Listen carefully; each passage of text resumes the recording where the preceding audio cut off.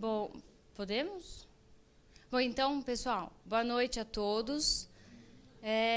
Vou me apresentar. Hoje o tema desse mês é dieta cetogênica nas epilepsias farmacoresistentes. Farmacoresistente é uma nomenclatura que nós utilizamos para os tipos de epilepsia que são refratárias ou têm difícil controle medicamentoso. Então, refratária é uma palavra muito utilizada nas epilepsias, onde o paciente já fez uso das medicações, mas ele continua sem apresentar o controle adequado das crises, tá? Então, meu nome é Marcela Gregório, sou nutricionista aqui do Hospital São Paulo. Nós temos um ambulatório de epilepsia infantil, onde eu faço parte, junto com a Regina, que é assistente social, a doutora Laura Guilhoto, que é neurologista infantil. Faço parte da ABE também, da diretoria, como vice-presidente. Fiz o meu mestrado sobre o tema dieta cetogênica em epilepsia aqui na Unifesp também. E também eu sou diretora do Instituto Ceto Brasil João e Maria. O Instituto ele foi fundado em 2016. A Regina também esteve na Assembleia de Fundação. E é uma associação que nós visamos, assim como a ABE, que é difundir o conhecimento sobre epilepsia. O Instituto Ceto Brasil tem o objetivo de difundir conhecimento sobre terapias cetogênicas. Eu digo terapias cetogênicas porque existem mais de um tipo de dieta cetogênica que vocês verão na nossa aula, tá bom? Para quem está acompanhando através do Facebook, então nós somos um grupo, uma associação, onde mensalmente nós fazemos uma transmissão ao vivo. Isso começou recentemente, uma transmissão, mas o nosso objetivo é proporcionar a todos o conhecimento e a divulgação o compartilhamento do conhecimento com todo mundo, né? Seja profissional da saúde, seja paciente, seja pessoa que tem algum amigo que tenha epilepsia, enfim. E mensalmente nós temos as nossas palestras. Ao final dessa palestra eu vou divulgar para vocês qual será o próximo tema, que será no mês que vem, tá bom? Bom, então vamos começar falando sobre dieta cetogênica. Eu gosto muito desse slide. E nesse slide, alguns já até conhecem. Quem já conhece, vamos deixar o outro grupo dar a dica. Bom, é o seguinte. Quem é esse daqui, gente? Van Gogh, isso. Dostoiévski. Quem é esse aqui? Machado de Assis. Nós temos Eric Clapton, que dessa galera toda é o único que está vivo, né? Prince. Confesso que eu não lembro o nome desse... Alguém lembra? E esse ator também, que fez Matrix e tantos outros filmes. O Eric Clapton está aqui, né? Esse aqui que eu não me lembro. Bom, vocês conseguem me dar uma ideia do que significa, o que essas pessoas estão fazendo aqui no quadro? O que elas têm em comum? Epilepsia. Todas essas pessoas do quadro tinham epilepsia. No caso do Eric Clapton, ele tem epilepsia, tá?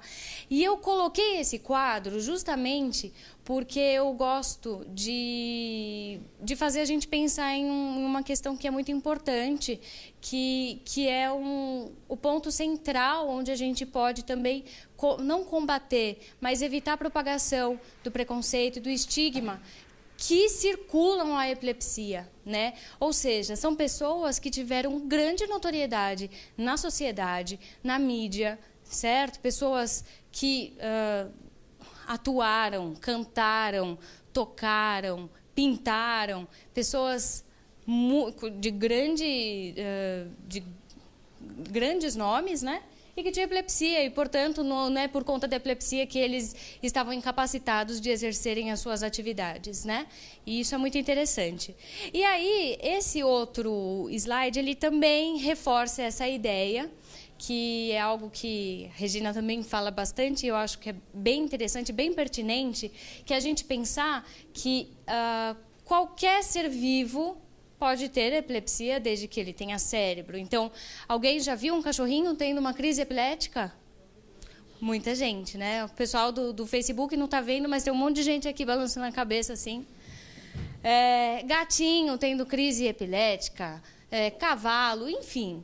Basta a gente ter cérebro. E aí vocês perguntam, mas para eu ter crise é só genética? Se eu tiver um filho, ele vai nascer com epilepsia? É só dessa forma? Né? Não, ela pode ser adquirida. E para a gente adquirir, basta, por exemplo, um dos exemplos de tantos outros que nós temos, tantas outras etiologias e causas, que é, por exemplo, um traumatismo, se a gente cai, bate a cabeça, de repente faz uma lesão numa área específica do cérebro, e essa área lesionada, ela pode propiciar o surgimento de gatilhos, né, de descargas, que vão proporcionar, então, um quadro de epilepsia, tá bom? Agora, uma outra questão que até comentamos com o William, que é uma questão de nomenclatura. Eu acho que isso é muito importante, principalmente aqui na sala nós temos muitas nutricionistas e pessoas, estudantes de nutrição. É importante a gente aprender essa questão, que é o seguinte. Epilepsia, né? Eu coloquei aqui, epilepsia e convulsão são sinônimos? Já coloquei um sinal aqui de diferente, né? Já dei a resposta, mas já dei a dica. Epilepsia e convulsão não são sinônimos. Eu vou explicar o porquê, eu vou dar todos os exemplos antes. Convulsão e crise tônico-clônica bilateral, também nós temos essa questão. A convulsão é um tipo de apresentação de crise epilética. Existem a epilepsia, a doença, ela é caracterizada por vários tipos de crises epiléticas. A convulsão é um nome dado de forma popularmente dado, né? A crise que ela é mais clássica e mais conhecida popularmente é a crise tônico-clônico bilateral. Por que ela recebe esse nome? Porque ela tem uma fase tônica, ou seja, a pessoa ela fica bem enrijecida, tanto os membros superiores quanto os membros inferiores, ela fica muito enrijecida com os braços, e aí ela começa, isso vai durar um período, e essa fase é seguida por uma fase clônica. O que é essa fase? É a fase em que a pessoa começa a ter os abalos, né? Esse tipo de crise é muito conhecido, a gente vê em filme, enfim. E é por conta desse tipo de crise que, creio eu, que é onde surge o maior estigma, porque é uma crise que assusta, chama mais atenção de quem não conhece, né? Quem nunca viu, enfim, traz medo, traz insegurança, traz afastamento de algumas pessoas, né?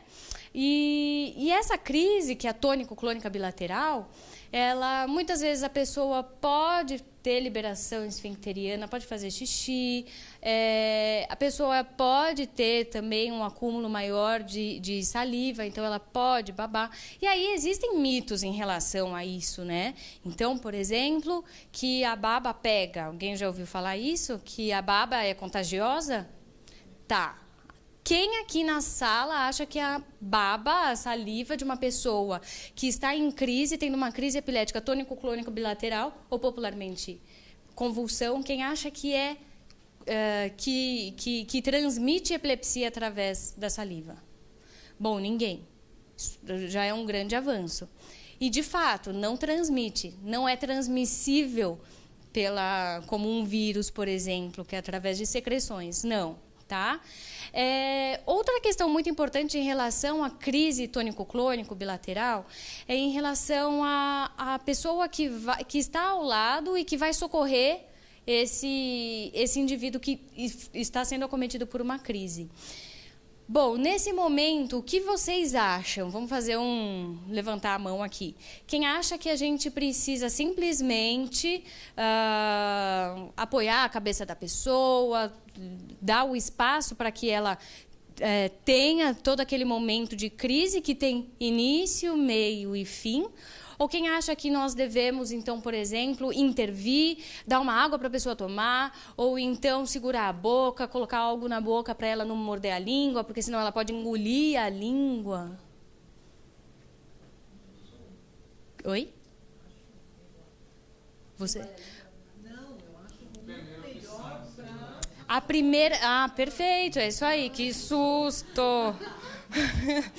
A primeira opção. Então, quando a gente, profissional da saúde, ou paciente, ou familiar, amigo, a gente vê alguém tendo uma crise, o que a gente tem que fazer? A primeira coisa, manter a calma.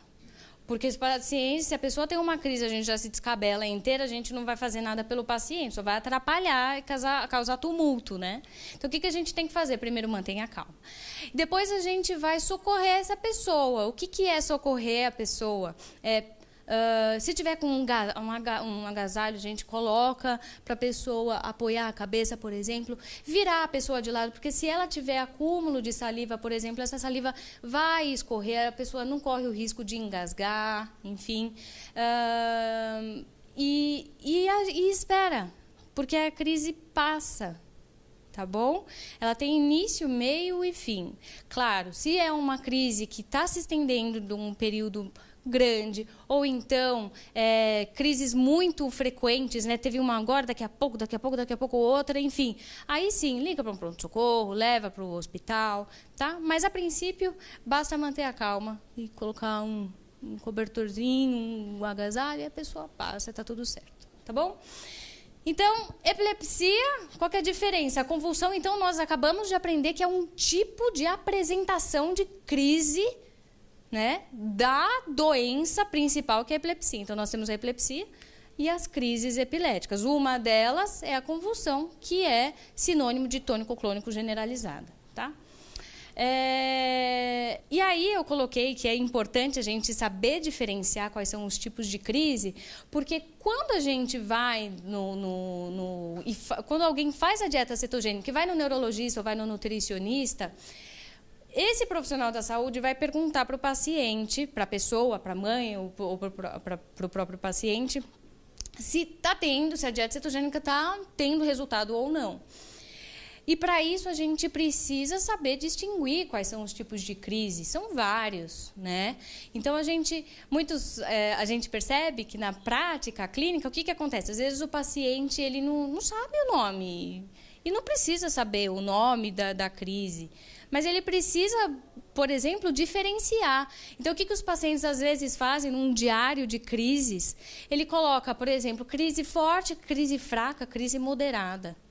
E aí ele anota, olha, hoje ele teve 5 fortes, 1 fraca e 2 moderadas.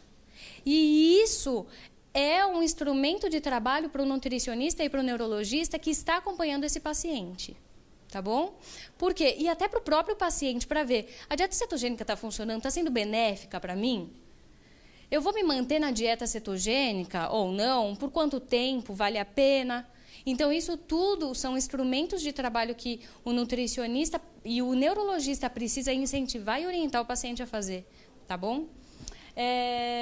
E aí, agora, a grande pergunta, que é essa daqui, ó. Continuando sobre a questão da nomenclatura. A pessoa, ela tem epilepsia ou a pessoa é epilética? Vamos pensar, então, na AIDS. A pessoa tem AIDS ou ela é aidética? Tuberculose. Ela tem tuberculose ou é um tuberculoso? Ela tem epilepsia ou é epilética? Vocês perceberam que a gente está falando da mesma coisa? São sinônimos. Mas tem uma grande diferença no ouvir e na questão da questão social que isso envolve, né? Então, existem muitos nutricionistas, muitos profissionais da saúde que se referem ao paciente como o paciente epilético. Enfim, isso é muito comum. Mas, como a Associação Brasileira de Epilepsia, a gente precisa orientar essa questão, porque é um dos motivos que a gente acaba promovendo maior estigma, maior preconceito sobre esse tema também.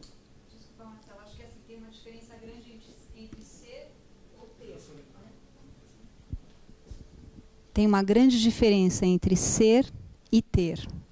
Eu sou muito mais do que um homem, uma mulher, ou ainda uma doença que eu possa ter. Eu sou uma pessoa, antes de mais nada, certo? E eu tenho epilepsia, porque é um pedaço, uma característica pequena de todo o resto que eu sou, certo? Obrigada, Regina, muito bem pontuado. Então, continuando, aonde que eu aponto isso daqui? Foi. Bom, aqui eu coloquei uma classificação do que é epilepsia. Eu vou ler para vocês. É muito importante a gente saber, até para o paciente saber. Às vezes, o paciente acaba ouvindo que, porque seu filho está possuído, ou, o seu filho, né?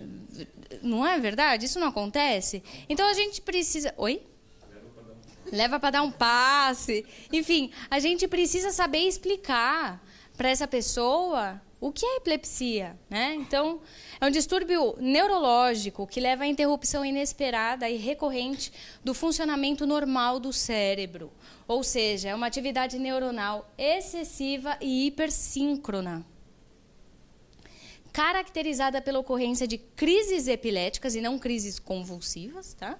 Crises epiléticas, que implicam em alterações neurobiológicas, cognitivas, psicológicas e sociais. Olha a quantidade, olha que interessante, na classificação da Liga Internacional contra a Epilepsia, que eles colocaram justamente essas questões neurobiológicas, cognitivas, psicológicas e sociais. Tá bom? Quando eu falei assim, não crise convulsiva, é porque quando a gente fala crise convulsiva, a gente só está se referindo àquele tipo de crise, né? E não a todas as crises. Deu para entender? Bom, epilepsia é uma doença neurológica tão frequente que ela acomete aproximadamente 2% da população mundial. Tá? No Brasil, 4 milhões de pessoas. É muita gente. E se a gente pensar agora, poxa, tudo bem, Marcela, mas e a dieta cetogênica, né? Quando que a gente vai chegar na dieta cetogênica? 30% dessa parcela aqui, desses 4 milhões, tem uma epilepsia de difícil controle medicamentoso, epilepsia refratária. E aí, a Liga Internacional contra a Epilepsia, o que ela fez?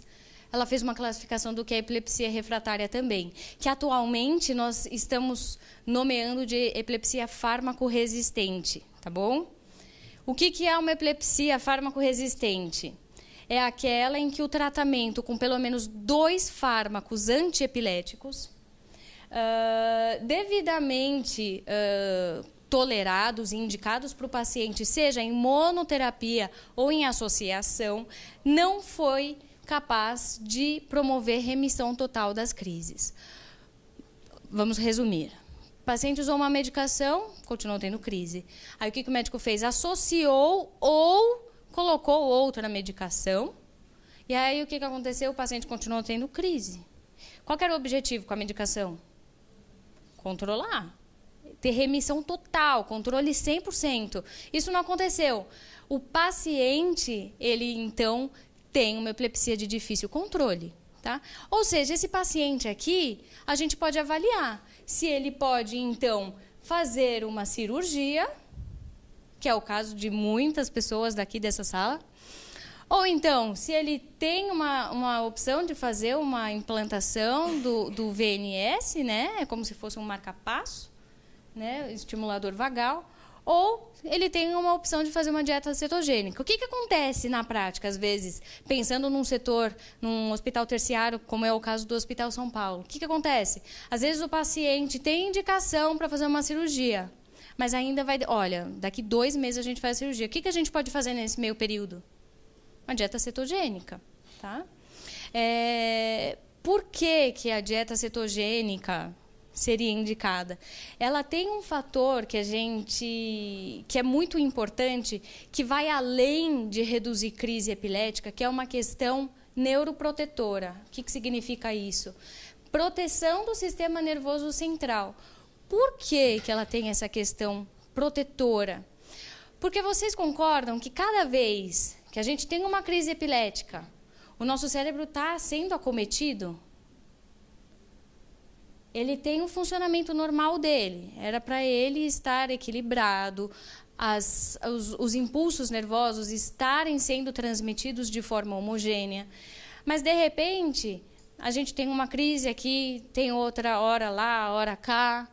E o que acontece com esse cérebro? Ele está constantemente num ambiente que pode prejudicar esse cérebro e comprometer algumas funções. Que é o caso, por exemplo, de algumas crianças que têm uma epilepsia ou algum tipo de síndrome, uma encefalopatia epilética, por exemplo, vou dar um exemplo, a gente tem vários tipos de síndrome, por exemplo, síndrome de West, que é um tipo de síndrome que funciona, que a dieta cetogênica responde muito bem, síndrome de Lennox-Gastaut, que também funciona muito bem. Então, às vezes, a pessoa tem esse tipo de síndrome e, poxa, ela pode ser muito beneficiada com a dieta cetogênica. Mas o que a gente percebe no dia a dia é o seguinte: muitos neurologistas acabam não indicando a dieta. E o que a gente vê na prática? Paciente chegando no consultório do nutricionista, no ambulatório do hospital, já fez uso de mais de 8, 9, 10 fármacos antiepiléticos. O que significa o paciente chegar no consultório já tendo feito o uso de pelo menos 8, 10 fármacos antiepiléticos? Vamos pensar na prática. O que significa isso? Significa que não controlou, significa que se ele estava com 10 medicações, vamos pensar, há 8 medicações atrás ele poderia ter tentado uma dieta cetogênica. E mais, se ele chegou ao ponto de tentar pelo menos essa quantidade, eu coloquei um número aleatório aqui, o número 10, se ele chegou nesse número, significa que um tempo importante já se passou. E significa uma exposição maior aos gatilhos e crises epiléticas. Tá? E isso significa maior comprometimento neuronal. Tá bom? E pior prognóstico da doença, né? Bom, no início da palestra, aqui que eu comentei que existem terapias cetogênicas. Aqui estão algumas delas. A dieta cetogênica é a mais conhecida, que é a dieta cetogênica clássica, que nós chamamos. Nós temos também a dieta cetogênica do tipo Atkins modificada. Nós temos uma dieta cetogênica que pode ser, ajustada, digamos assim, que é uma dieta com TCM. TCM é triglicerídeo de cadeia média. Nós temos também uma dieta de baixo índice glicêmico. Qual é a dieta mais utilizada? Vamos pensar por faixa etária, tá bom? Vamos tentar classificar dessa forma. Mas o que é importante dizer, todas essas, qualquer pessoa em qualquer idade pode fazer. Uma criancinha, um adolescente, um adulto, pode fazer, tá bom? E responde. E a pessoa responde. Vou falar das porcentagens, tá? Mas uma dieta cetogênica clássica, normalmente, mais comumente, é indicada e realizada na faixa pediátrica. Então, crianças, é muito mais comum vocês verem, as nutricionistas que nós temos aqui na sala, se depararem com crianças fazendo uma dieta cetogênica clássica do que um adulto, por exemplo. Por quê? Alguém consegue ter alguma ideia do porquê que é mais comum? Porque a dieta cetogênica clássica, ela é bem rígida, ela é bem detalhada, e o nutricionista que é o responsável por fazer todos esses detalhes, todos esses ajustes. Então, vamos pensar em uma criança que tem uma epilepsia farmacorresistente e, portanto, ela tem indicação, a dieta, mas essa criança, ela não tem tanta autonomia, né? Não é uma criança que sai, vai para a balada, né? É uma criança. Então, quem que prepara as refeições dessa criança? São os pais. É muito mais fácil você preparar assim. Agora, vamos pensar num adulto, por exemplo, que tem epilepsia e que trabalha, e que tem filho, e que corre o dia inteiro, vai para cima, vai para baixo, enfim. O que é mais fácil pensando na prática do cotidiano? Você fazer uma dieta de Atkins modificada, que é uma dieta que não exige tantos detalhes, como, por exemplo, o uso de uma balança para a gente pesar os alimentos. Tá bom? Até para a gente favorecer esse convívio social. Tá? Mas eu quero enfatizar que a dieta cetogênica também pode ser utilizada para adultos, tá bom? Cada vez mais nós temos estudos, artigos científicos mostrando que sim, a dieta cetogênica clássica tem efeito positivo na redução de crises de adultos. E agora eu vou entrar para uma parte que é muito importante vocês saberem, que é a história da dieta cetogênica, saber como ela começou. E é uma história muito bonita. Tá? Existe um artigo que ele conta justamente essa história, que ele foi publicado numa revista super conceituada no tema de epilepsia, tá? Que é um artigo que se chama A História da Dieta Cetogênica. E essa história ela passa por algumas etapas que eu vou falar aqui para vocês. E ela começa em 400 anos antes de Cristo. Todo mundo aqui já ouviu falar em Hipócrates? Quem era Hipócrates? O pai da medicina.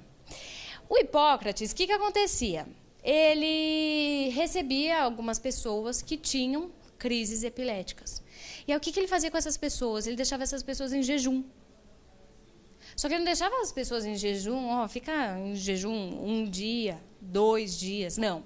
Existem relatos de mais de 30 dias da pessoa mantendo apenas a hidratação e estava em jejum e mais, conseguiu controlar as crises.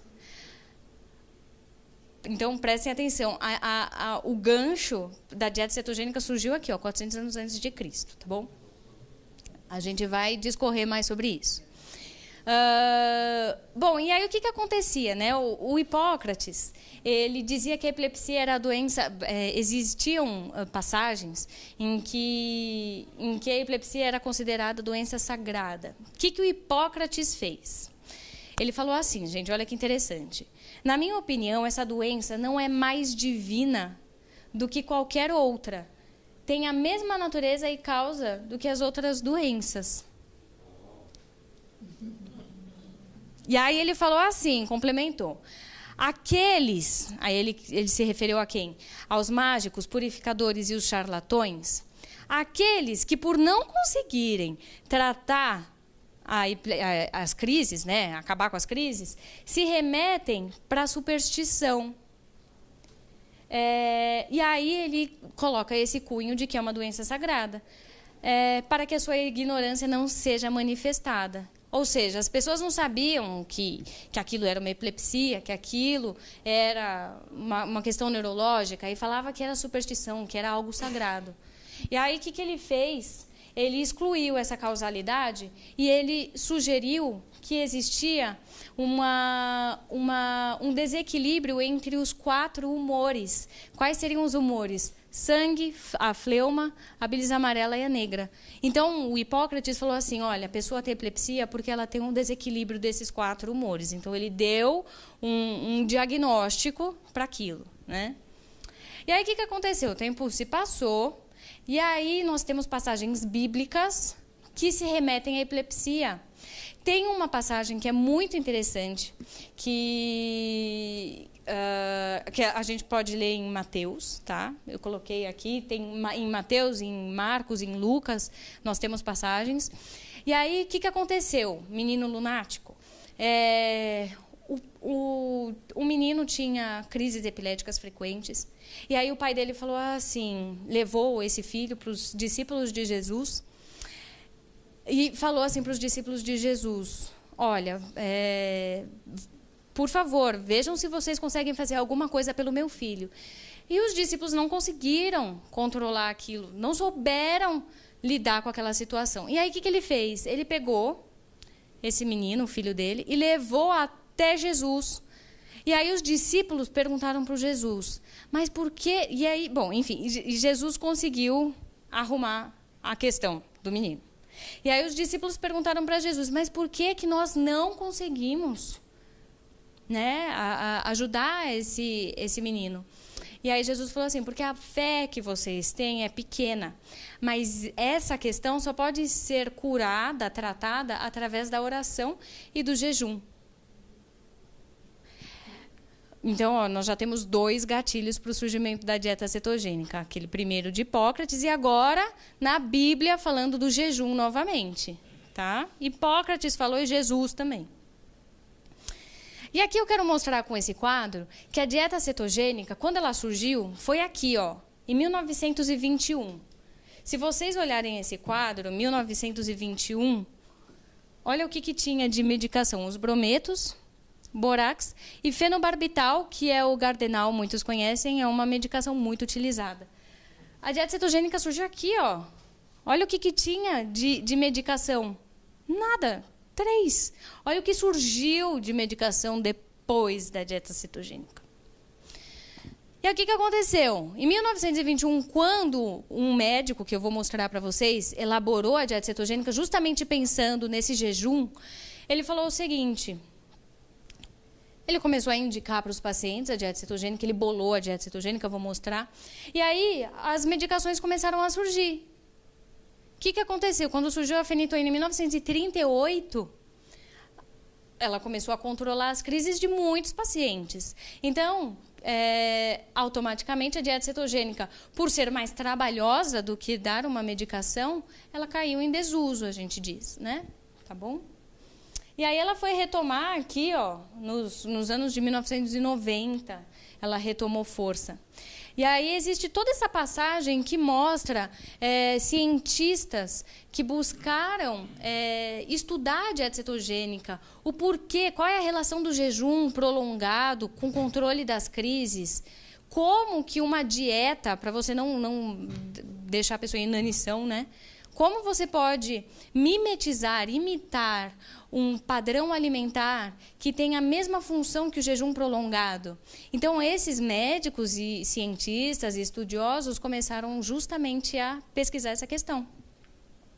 E aí, em 1921, será que eu coloquei a foto dele? Cadê?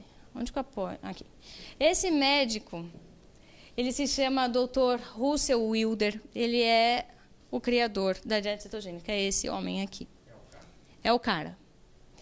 Ele elaborou a dieta cetogênica, ele fez assim, olha, para a gente conseguir fazer com que a alimentação tenha a mesma função da dieta, do jejum no cérebro, a gente tem que reduzir o aporte de glicose, que é obtido através dos alimentos fonte de carboidrato, e a gente tem que aumentar o aporte de corpos cetônicos, que são obtidos e produzidos e secretados através de alimentos fonte de gordura.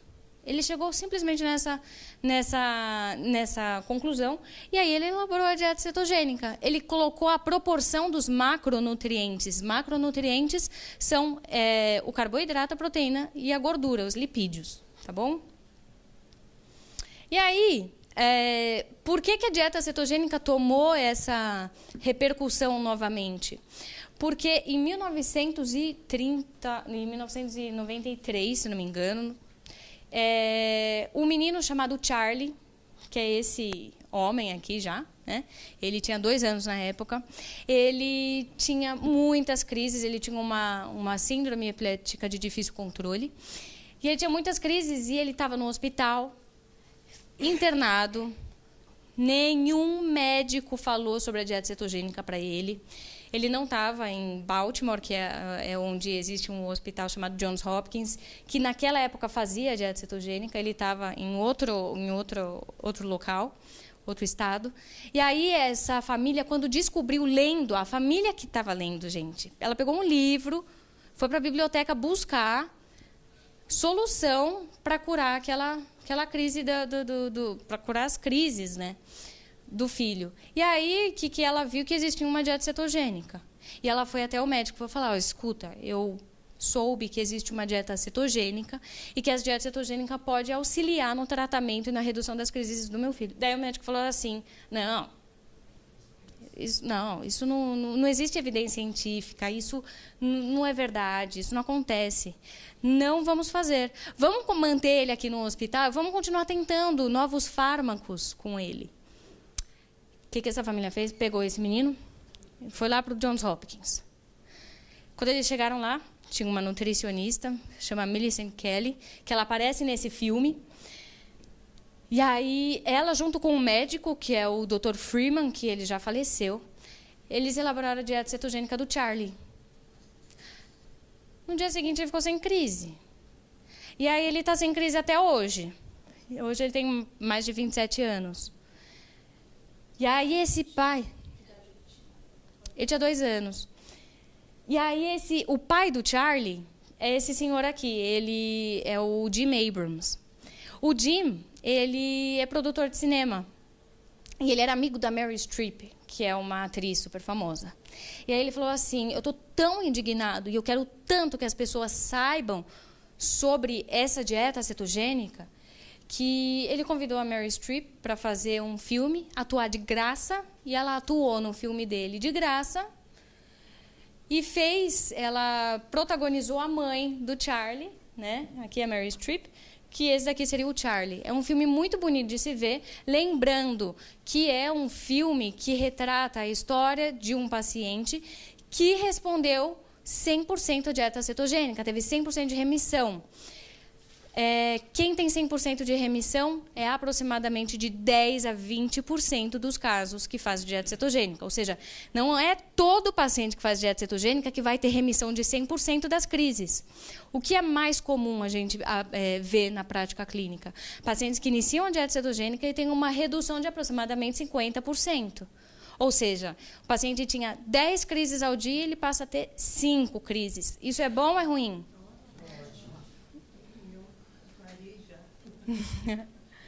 Bom, e aí agora existem muitas outras, né? Aqui é só uma parte, gente. Existem muitas associações. Aqui o Instituto Ceto Brasil também, que é brasileiro. A Associação Brasileira de Epilepsia, que também falamos e divulgamos sobre dieta cetogênica. E agora a gente vai entrar para a parte mais prática. Acho que as nutricionistas estavam ansiosas por esse momento. Bom, lembra que eu comentei que numa dieta cetogênica a gente aumenta qual grupo de alimentos? Lipídio, né? Gordura. A gente aumenta esses alimentos. E o que nós utilizamos na prática como fonte de gordura? Sem olhar. Tá, pode olhar.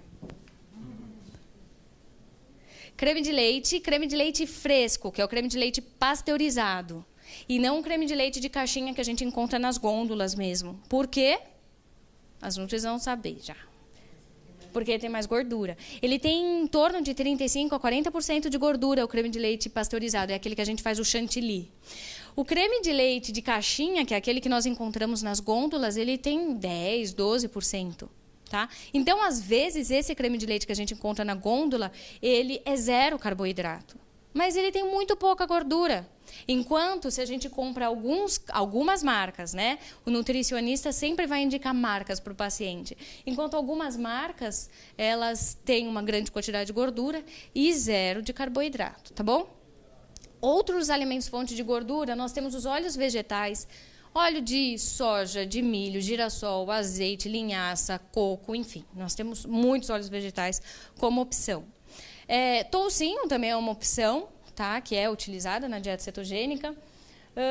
E aí nós iremos reduzir um grupo, que é o grupo dos carboidratos.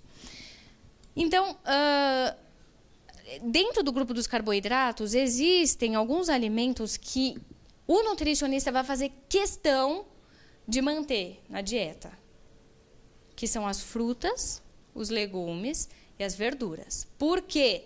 Porque esse grupo de alimentos fornecem uma grande quantidade de micronutrientes, que são vitaminas e minerais, e fitoquímicos, nutrientes que são capazes de manter o estado nutricional do paciente, são utilizados como precursores de vias metabólicas, enzimas, enfim, E eles são essenciais. E eles vão proporcionar também um maior aporte de fibra para o paciente. Vamos pensar que uma dieta cetogênica é rica em gordura. E ela é muito pobre em carboidrato. Ela não é zero carboidrato, mas ela é bem pobre em carboidrato. O que isso significa?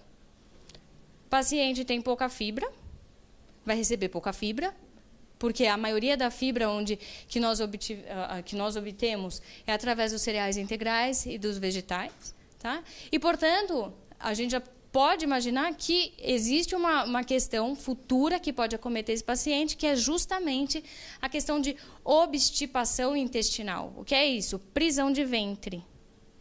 Tá? Nós vamos falar sobre os efeitos adversos da dieta cetogênica também. Existe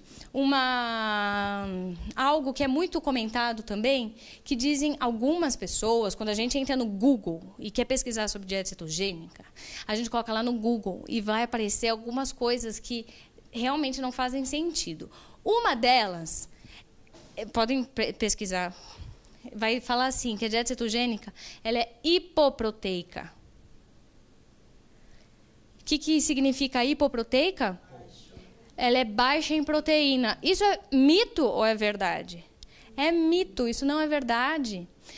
O que o nutricionista vai fazer quando chega um paciente? Vamos pensar que a gente está com uma criança na nossa frente. Essa criança está em fase de crescimento, desenvolvimento.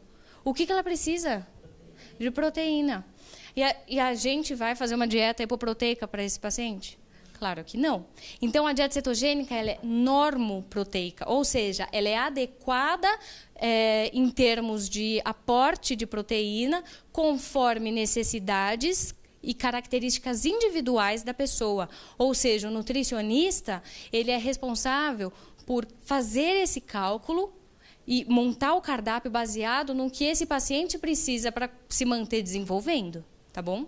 Seja ele criança, adulto, não importa. Cada faixa etária existe uma necessidade, uma demanda do aporte proteico, tá bom? E aí, como proteína, nós podemos utilizar todas essas daqui de origem animal, tá bom? Então, nós temos peixes, carnes bovinas, frango, os queijos, que embora os queijos tenham um grande aporte de gordura, eles também fornecem um pouco de proteína, sim, e é uma opção na dieta cetogênica. Para a gente iniciar a dieta cetogênica e não a dieta de Atkins modificada, por exemplo, é obrigatório que nós tenhamos e orientemos os pacientes a comprar uma balança. Balança de alimentos, tá, gente?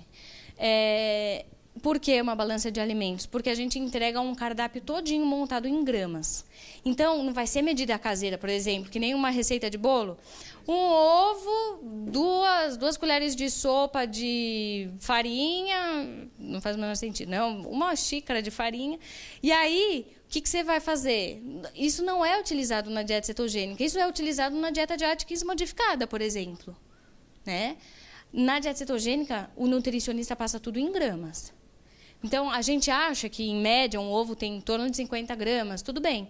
Mas, se aquele estava mais pesado, né, tinha 55, isso já faz diferença? Faz. São 5 gramas, Marcela, isso faz diferença? Faz diferença, tá? E o nutricionista, então, vai calcular tudo isso. Outra coisa da gente avaliar se a dieta cetogênica está sendo realizada, se o paciente teve adesão ao tratamento, se ela está sendo realizada de forma adequada, é através da medição dos corpos cetônicos na urina. Nós podemos medir os corpos cetônicos em outras vias também, como na respiração, por exemplo. Quando a gente acorda, a gente não tem um hálito mais forte. A gente fala que é um hálito com um odor mais cetônico. E o paciente que faz a dieta cetogênica, ele fica com esse hálito. Não adianta escovar o dente, que não vai melhorar. Porque a questão é fisiológica, é metabólica.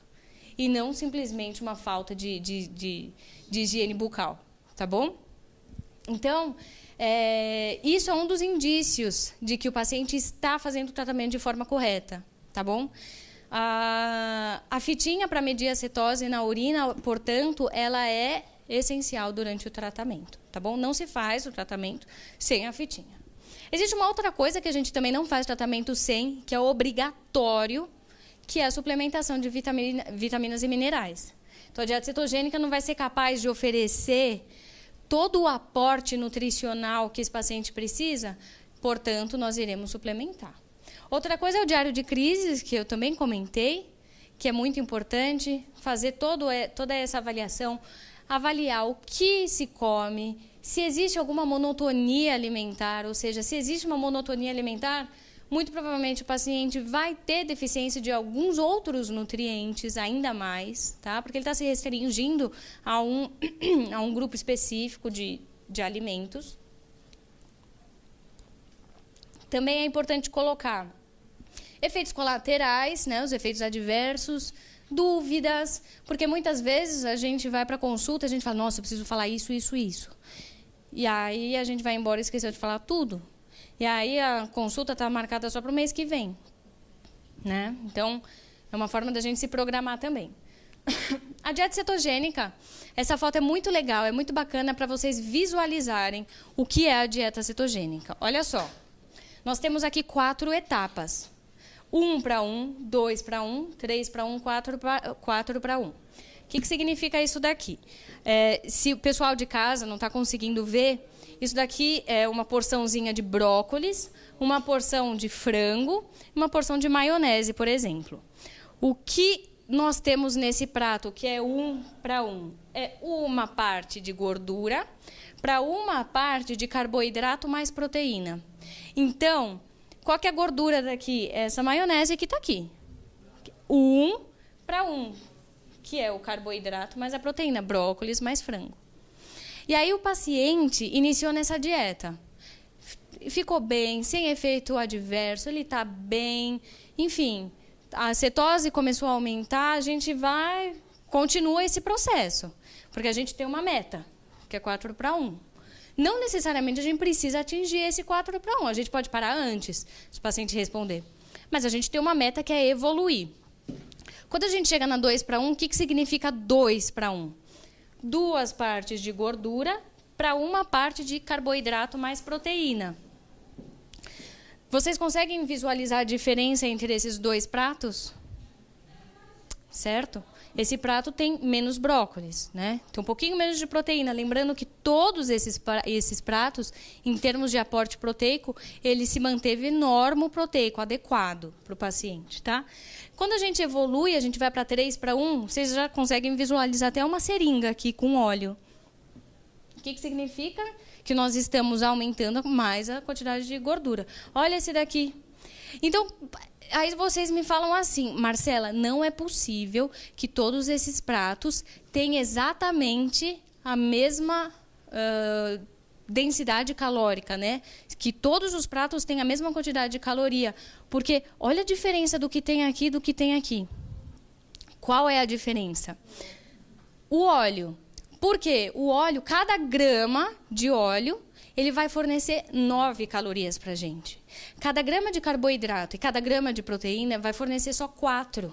Ou seja, o pouquinho que você coloca de óleo, você já atinge a quantidade calórica que o paciente precisa, tá? Essa dieta aqui, ela deve ser tentada e realizada por um período de aproximadamente 3 meses.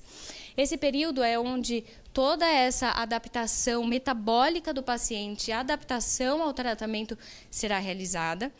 E aí é onde a equipe da saúde, né, os profissionais que atendem esse paciente, é nesse momento que a gente vai avaliar, bom, esse paciente está respondendo de forma adequada ou não? A gente pode manter a dieta cetogênica por mais 2 a 3 anos ou não? Se o paciente não respondeu, claro, vamos evoluir, sair da dieta e vamos continuar tentando outros tratamentos. Vamos ver se ele tem indicação para fazer uma cirurgia ou não, tá? Bom, existem algumas também exceções, que é o caso de alguns erros inatos, que a gente chama de deficiência de GLUT1, por exemplo. Paciente que não tem, que tem uma deficiência nesse transportador de glicose para o cérebro, ele vai obter a energia só através da gordura. Então, ele vai fazer uma dieta cetogênica para o resto da vida. Alguns exames são necessários. antes e durante a dieta cetogênica. Então, antes de fazer a dieta, precisa fazer exame de sangue. A cada 3 meses, a gente precisa repetir. E aí, para vocês entenderem o porquê que... Voltando, né? Vamos agora fazer o link. Qual é a relação do jejum com a dieta cetogênica? Quando a gente está em jejum, ou, por exemplo, quando a gente faz uma dieta cetogênica, a gente tem aumento de substâncias que são chamadas de corpos cetônicos. Quando a gente faz uma dieta cetogênica, é tanta gordura chegando para ser metabolizada que vai gerar um excedente grande de substâncias. A gente pode chamar de acetil-CoA, por exemplo, né, para quem é profissional da saúde, vai ter uma quantidade tão grande que o organismo, lá no fígado, ele cria outro caminho. Ele fala assim, gente, é muita gordura chegando aqui no fígado. Então, eu preciso encontrar um jeito de metabolizar essa gordura. Então, ele metaboliza e aí ele gera um monte de corpos cetônicos. Aí, esses corpos cetônicos, o que eles fazem? Eles vão para o coração, vai para o músculo, vai para os ossos, vai para o cérebro. E quando ele chega no cérebro, ele fornece energia. Se o paciente que tem uma epilepsia do tipo fármaco-resistente faz o uso de alimentos ricos em carboidrato, alguém aqui, queria perguntar para as pessoas aqui queria perguntar para as pessoas que têm epilepsia, se já notaram, quando vocês comeram algum alimento, por exemplo, um doce, um brigadeiro, um pudim, e teve crise. Estou vendo a Maria fazendo assim, ó. Ela teve crise quando ela comeu? Tem uma mãe, Andréia, que falou que quando o filho diminui o carboidrato à noite, ele tem menos crises ou fica livre de crise. Exatamente, Maria Alice. Então, não sei se todo mundo ouviu, mas veio uma pergunta do Facebook que foi justamente essa. Se o meu filho faz pouco uso de carboidrato à noite, ou ele evita, vai para uma festa, não come aquele bolo brigadeiro e tudo que tem direito coxinha, um monte de carboidrato, ele não tem crise. Porque vamos imaginar que é uma carga de carboidrato tão grande chegando no fígado para ser metabolizado e vai chegar no cérebro que, de forma simples, porque existem vários mecanismos envolvidos nisso, e a gente pode falar em mais detalhes para quem tiver interesse, mas um dos mecanismos é essa glicose chegando no cérebro do paciente que tem epilepsia fármaco-resistente, vai hiperexcitar todos os neurônios, o funcionamento neuronal. Se a gente hiperexcita, se a gente hiperestimula esses neurônios, nós estamos propiciando gatilho para crise. Essa é a chave. Se a gente tira esse combustível que é capaz de gerar energia, porém também é capaz de gerar crise, a gente substitui, bota gordura, bota corpos cetônicos. Vai chegar energia para o cérebro e o cérebro vai se manter mais equilibrado. Deu para entender? Bom, então, ainda sobre isso, se a gente aumenta a gordura, a gente aumenta a chance de ter as crises controladas. Se a gente aumenta a quantidade de carboidrato, a gente aumenta o risco de ter crises para pacientes com epilepsia fármaco-resistente. Agora, eu tenho perguntas para quem está aqui na sala, para quem está em casa também, quiser pensar. Depois de tudo que nós conversamos, vamos fechar 2 pontos que são muito importantes. Quero perguntar, o objetivo da dieta cetogênica é ficar livre de crise? Quem acha que sim, levanta a mão. Tem gente que sim, tem outros que não, mas é um controle que você pode fazer, uma tentativa que você está tentando reduzir as crises. Né? Eu a entender. Perfeito. Quem mais?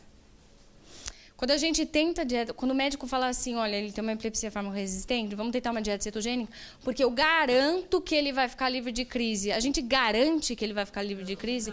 Ou seja, o objetivo principal, a matriz, a essência do objetivo de indicar para uma dieta cetogênica é garantir que esse paciente vai ficar livre de crise?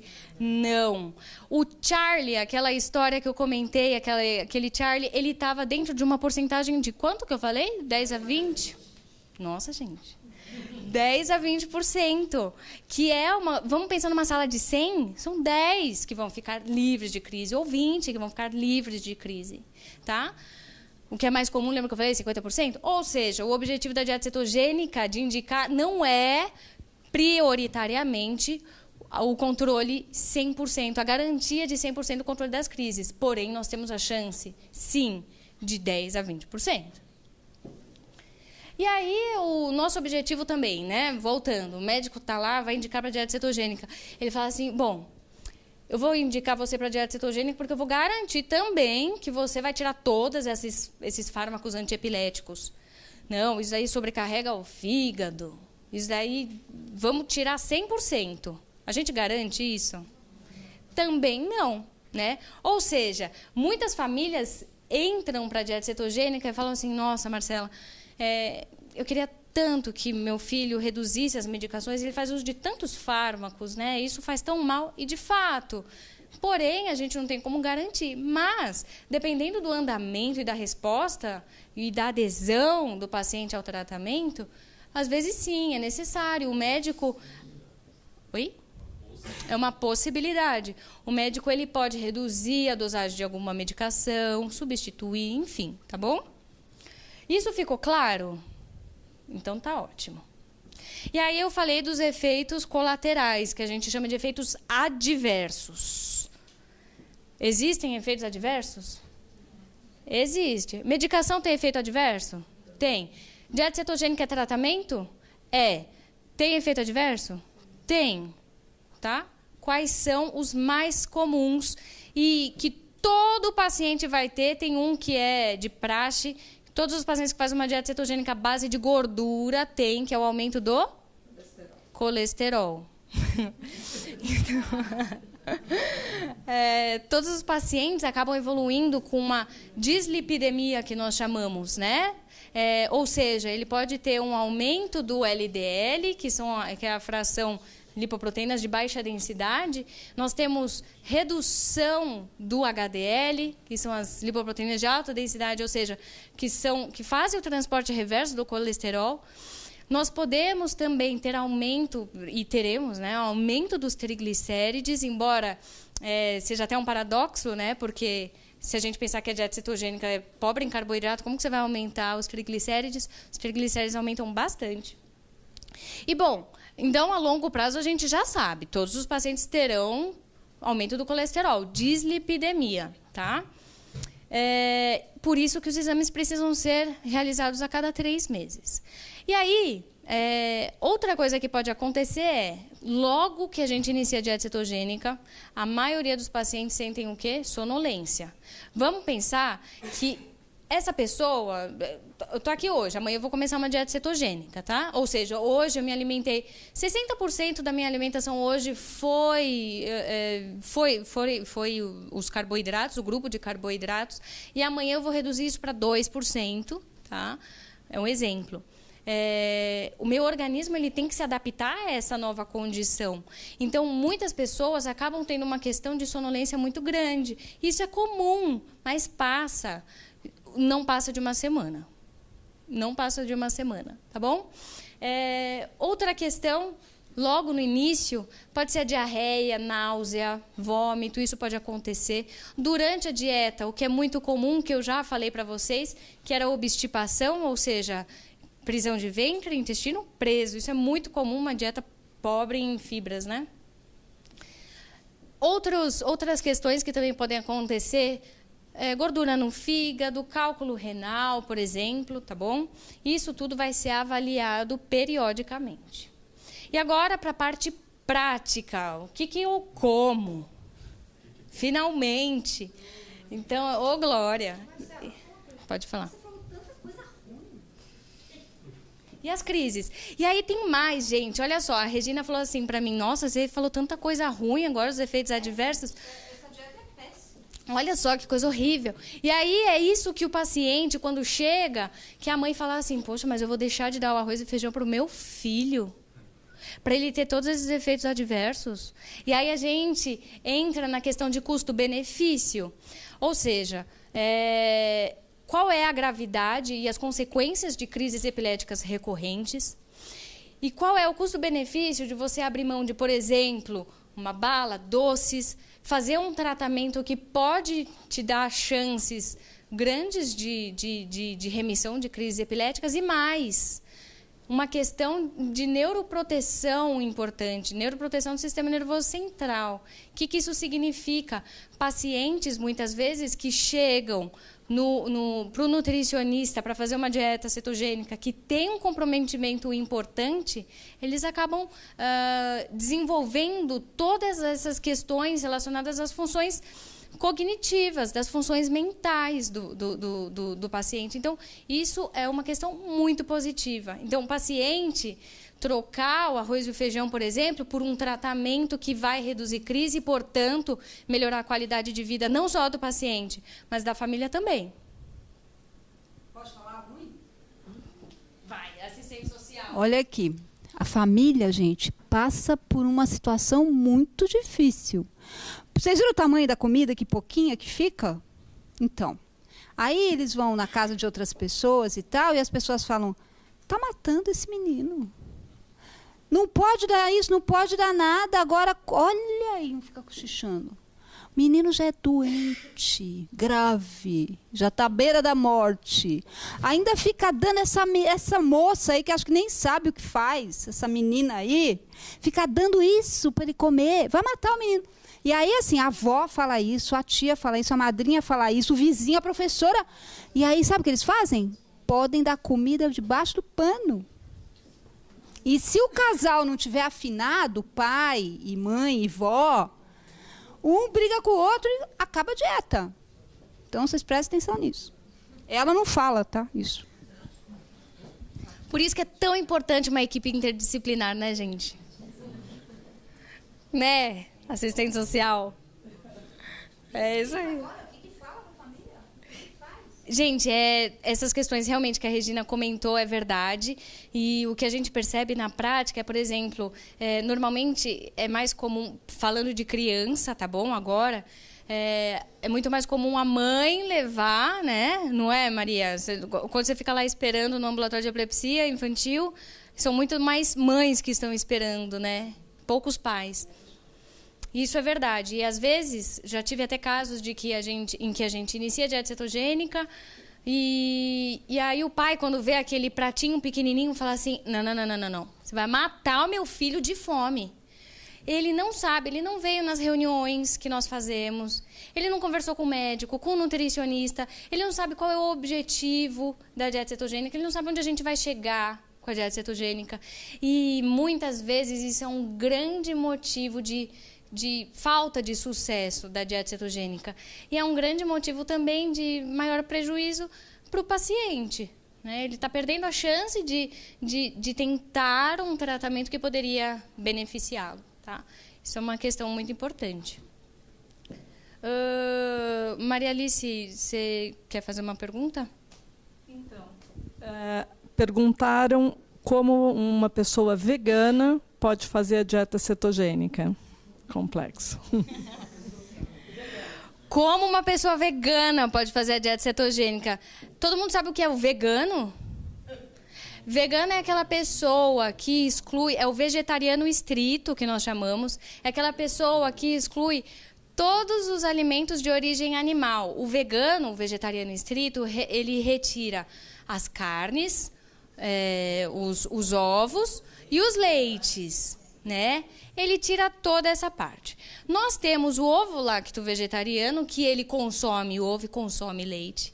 Nós temos ou só o lacto vegetariano, que só consome leite, ou o ovo vegetariano, que só consome o ovo, pensando no reino animal.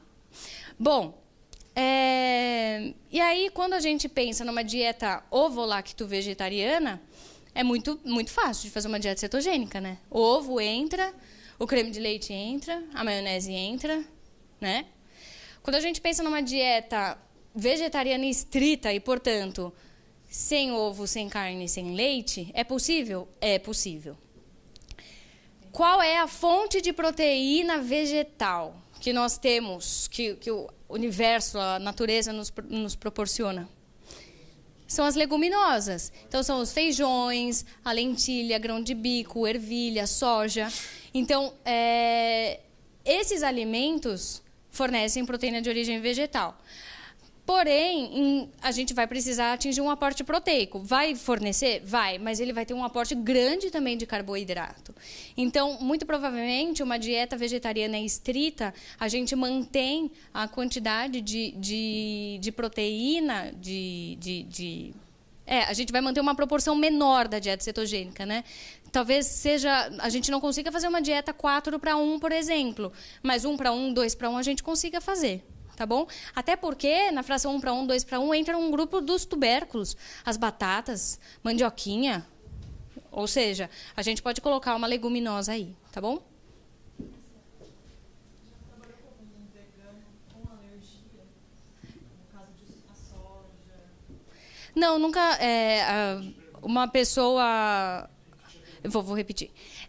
Uma pessoa aqui da plateia perguntou se eu já tive algum caso de algum vegano que tinha algum tipo de alergia, por exemplo, intolerância à lactose, doença celíaca, é isso?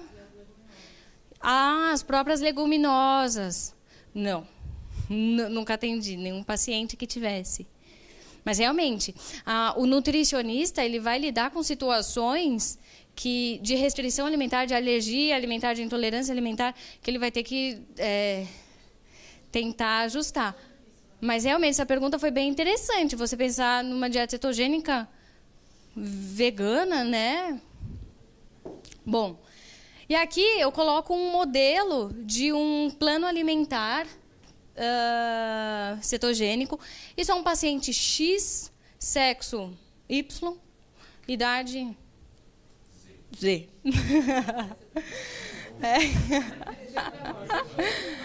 Bom, o que nós fazemos normalmente é fracionamento de 4 refeições diárias. Por que 4 refeições diárias? Porque é uma dieta rica em gordura. A gente não vai sentir fome daqui 2 horas comendo 90% de gordura, porque o nosso esvaziamento gástrico vai ser menor. Tá? O que significa esvaziamento gástrico? Nosso estômago ele vai ter tanta gordura que ele vai esvaziar de forma mais lenta. Vai ficar saciado por um período maior. Obrigada, William. É isso aí. Então, olha aqui um exemplo de um paciente, tá? Que estava num cardápio, numa fração 4:1. Nós colocamos a nata como fonte de gordura, e aí essa família pesava 44 gramas de nata. Aqui eu não sei a idade do paciente, tá bom? Estou passando para vocês. A gente pesava o ovo, 40 gramas. E os queijos, eu dei uma opção para ele olhar lá na lista. O que significa isso?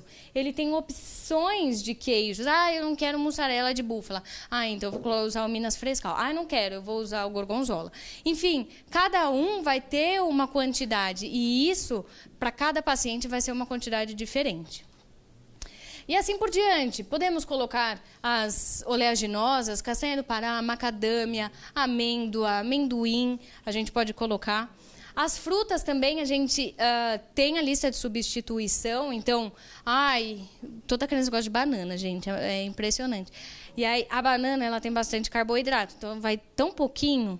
E aí, na 4:1, vai muito pouco. Então, a gente tem que indicar frutas que possam estar em frações, em porções maiores. Então, por exemplo, o abacate é uma fruta muito interessante para ser usada na dieta cetogênica, tá bom? E assim por diante, gente. Vai para o almoço, para o lanche da tarde, para o jantar. Olha esse almoço. Foi uma carne, qualquer tipo, a família vai escolher. Usou uma maionese, que o nutricionista indica as marcas. Ele já fez uma pesquisa anterior.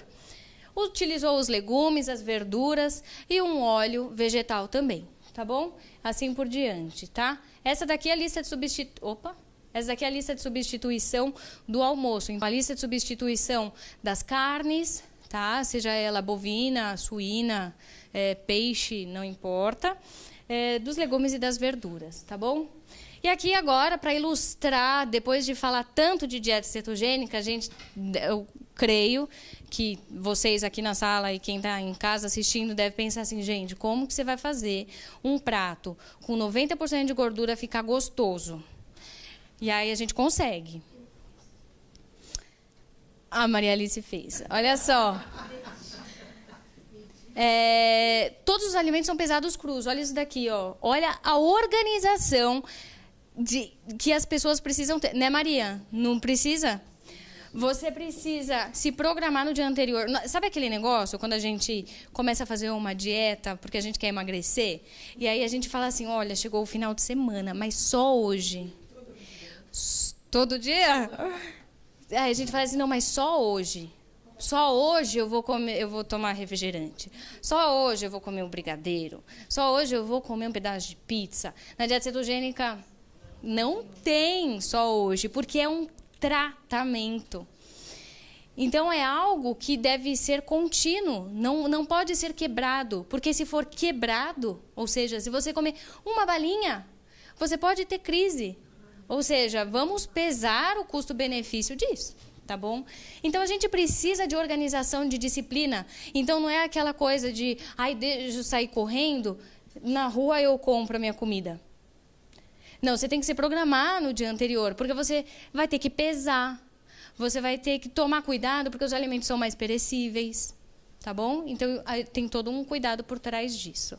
Olha a organização, não sei se a mãe desse paciente está assistindo, mas é uma mãe que é super dedicada. Olha a organização, o diário de crises dela é exemplar.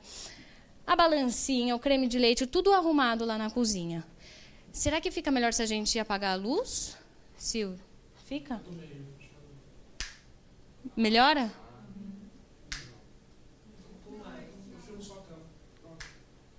Assim?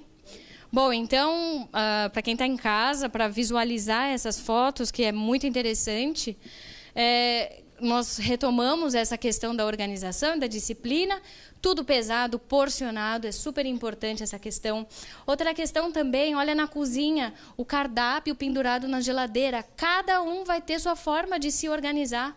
Tem gente que vai querer pendurar na geladeira, tem gente que vai querer deixar na pasta com plástico para não sujar, para não molhar. Porque, às vezes, a gente está no consultório, está atendendo, e aí o paciente chega com um cardápio, você vê aquele cardápio tudo cheio de gordura, tudo sujo. Faz parte, isso vai acontecer. Cada um vai cuidar de uma forma. Mas se a pessoa se encontra naquele funcionamento, é isso que é válido, tá bom? E aqui uma mãe que também mandou, quando o pacientinho foi para fração 2:1, e cada um vai ter uma forma de preparo, né? Vai querer comer esse alimento de uma forma.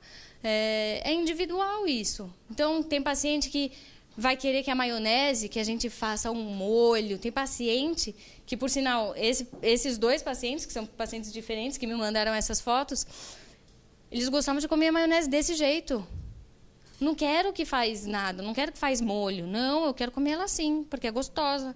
E a gente vai aceitar isso, porque quem está fazendo tratamento é ele, certo? Olha só que lindo isso daqui.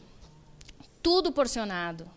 A maionese, olha o azeite extra virgem, um cuidado com os alimentos, porcionamento, né? Ou seja, olha o verde aqui também, a apresentação, as cores, como é importante na hora do nutricionista elaborar o plano alimentar desse paciente e também da mãe na hora de preparar esses alimentos, tá bom? Aqui também a mesma coisa, olha que bonito, aqui tudo pesadinho. Olha aqui, ó, o pratinho com tudo pesado cru, certo? A balança, creme de leite, adoçante, porque açúcar é o quê? Carboidrato, né? O creme de leite, enfim, tá bom? Aqui, novamente, olha a organização, tá bom? O suquinho, enfim. Isso aqui é uma mousse que dá para a gente fazer também com creme de leite. E, além disso, a gente também consegue, com a dieta cetogênica, fazer preparações. Com ou sem, existe uma fórmula interal no mercado que pode ser utilizada como uma fórmula interal cetogênica, já na fração 4:1. Fora do Brasil, nós temos 1:1, 2:1, 3:1, 4:1. Fórmula interal, para quem não sabe,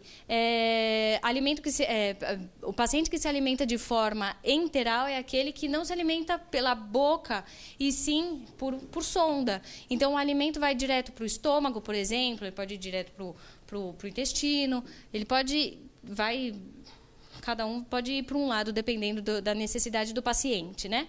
Mas o paciente que se alimenta por sonda e, portanto, não se alimenta via oral, por boca, ele pode fazer uso de uma fórmula interal, né, por sonda, 4:1, que, como eu disse, fora do Brasil nós temos tantas outras, né? Mas, bom, não tenho essa fórmula. Consigo fazer receita? Consigo, tá?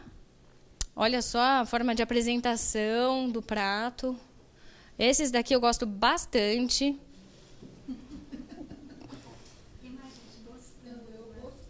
Eu acho que as pessoas estão gostando mesmo. Mas tem que ter epilepsia refratária, tá? Fármaco resistente. Então, olha só. Aqui, não sei se dá para ver em casa, se todo mundo está conseguindo enxergar esse daqui. A mãe bateu a maionese com a batata doce e batata inglesa, se não me engano. E tinha toucinho, tinha azeitona, salada, cação, enfim, brócolis, tudo colorido, né? E aí, se a gente parar para pensar, a diferença é que a gente não tem o arroz e o feijão, que é o prato base do brasileiro, mas que a gente consegue dar conta da mesma forma, tá bom? Consegue fazer um tratamento da mesma forma. Isso aqui não é suco de laranja natural, e é um suco de laranja industrializado, 0 carboidrato, tá bom? Olha aqui a seringuinha, tá? Acrescentando gordura, maionese. Ele gostava assim, ó, gente. Isso daqui é o que ele gostava. Então, vamos dar isso daqui para ele. Esse paciente aqui, ele se alimentava por sonda, via interal também. Porém, ele não tinha fórmula. Dá para fazer a dieta cetogênica via interal, por sonda, sem fórmula? Dá, tá? É mais trabalhoso? Por quê? Porque a gente tem que liquidificar todos os alimentos. Tá lá no final, eu coloquei a foto e inverti, tá? Mas todos os alimentos são liquidificados, tá bom? E a gente infunde pela sonda, tá bom?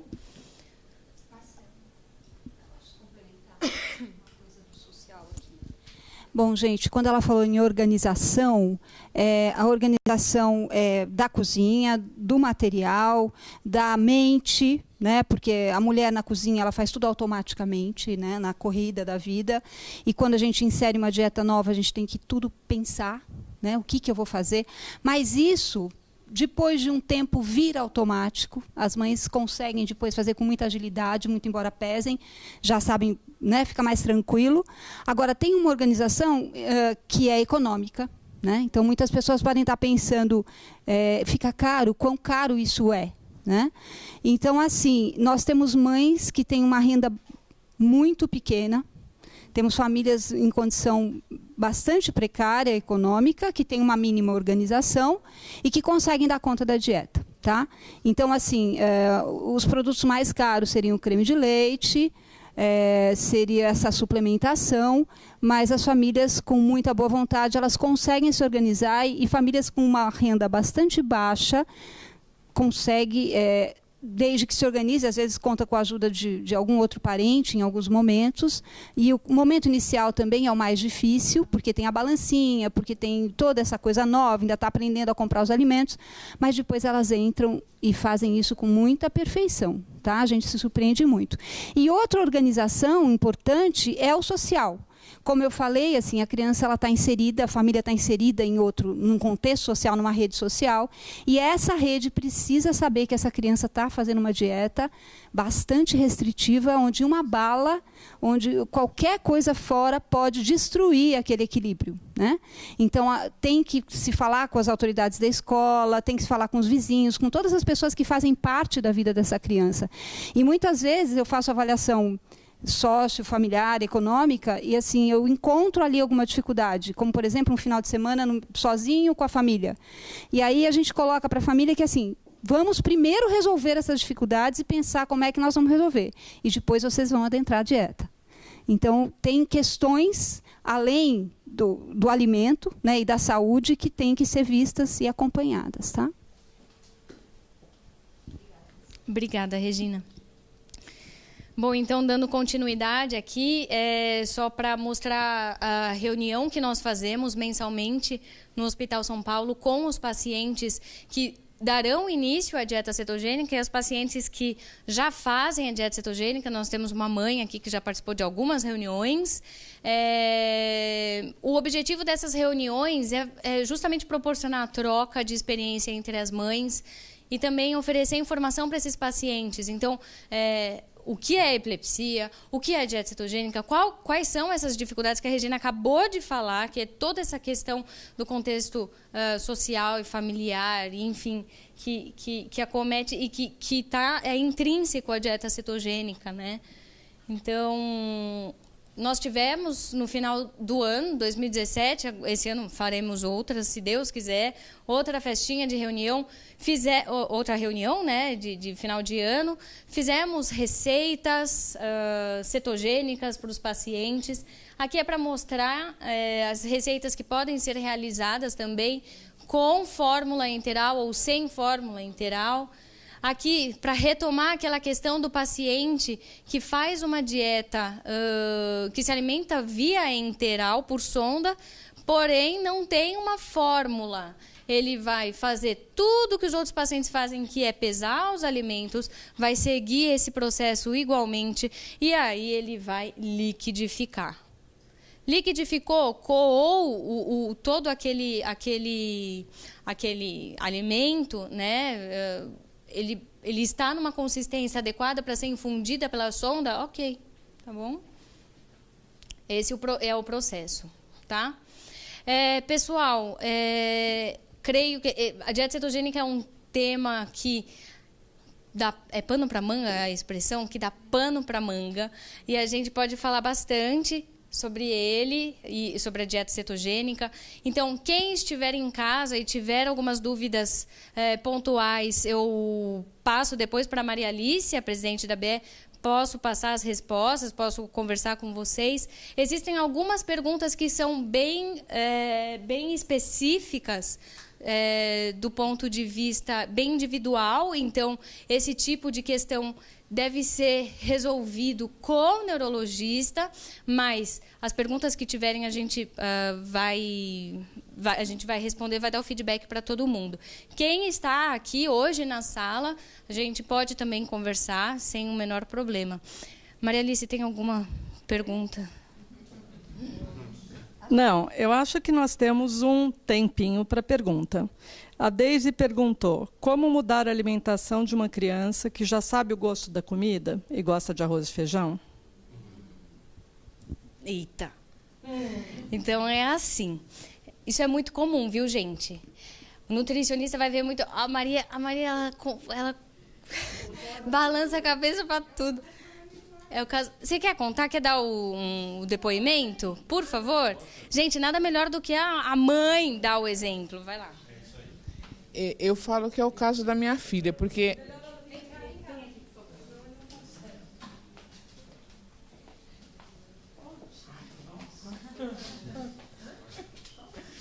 eu falo que é o caso da minha filha. A Maria Eduarda tem 13 anos e ela é uma criança que adora comer. A preferência dela é o arroz e feijão. Então, eu acho assim, é complicado. Eu sei o que é isso, porque eu já tentei, a Marcela sabe, eu já tentei várias vezes entrar com a dieta e ela até agora está numa resistência terrível, né? Mas eu vou conseguir, né? Eu tenho esperança que eu vou conseguir, né? Porque eu sei que vai ser ótimo para ela, para o desenvolvimento. Ela tem crises assim, já teve muitas crises, mas atualmente, graças a Deus, diminuiu, mas ainda tem. E outra coisa, eu percebo que no ciclo menstrual elas intensificam. Isso acaba acontecendo mesmo. Obrigada. Nada. Olha só. Oi? O pão, né? O carboidrato, exatamente, né? Sim.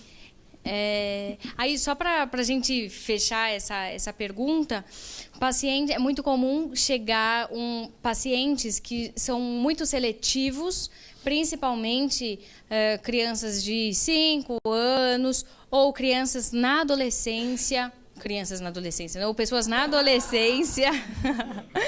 É muito comum. E aí cabe ao nutricionista indicar e orientar essa família. Porque muitas vezes o pai, a mãe acha que ele busca sempre fazer o melhor pelo filho, lógico. E, portanto, muitas vezes a criança ela é seletiva, ela rejeita alguns alimentos, e principalmente os alimentos de origem vegetal são os mais rejeitados. E os pais e os familiares, ou por dó, ou por compaixão e por querer cuidar e querer ver a criança comer, substitui aquela refeição por uma bolachinha, por um docinho, um salgadinho. E aí a criança fala assim, caramba, é só eu falar que eu não quero, que daí eu ganho um bônus, eu ganho um brinde, eu vou ganhar um pedaço de pizza. É só falar que eu não quero comer, que daí eu sei que eu vou ganhar um pacote de bolacha. E aí essa criança, o pai, a mãe, não faz isso por mal, mas ele faz porque ele quer ver o filho dele alimentado. Então, muitas vezes, quando o paciente chega para fazer a dieta cetogênica nesse ponto, é muito importante que o nutricionista trabalhe os pais, trabalhe a família, para orientar e direcionar o paciente para iniciar a dieta cetogênica e ter maior adesão. Tá bom? Nós temos uma pergunta aqui, pode ir. Você disse da duração do tratamento, né? Mais ou menos de 2 a 3 anos. E quando acaba esse tratamento, aí como é que faz com as crises?